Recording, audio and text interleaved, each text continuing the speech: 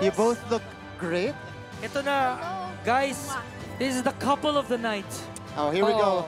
We're calling Hottest, it. Yeah, so Kanina stylish. pa kayo inaabangan Dustin, tell us ng about mga your look fans. tonight. So I'm wearing Studio 24C, styled by, of course, Paula Lazaro. Yes.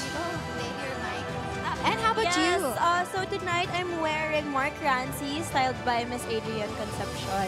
Nag-uusap ba kayo sa outfits ninyo? Ganda. Nag-coordinate? Nag-coordinate?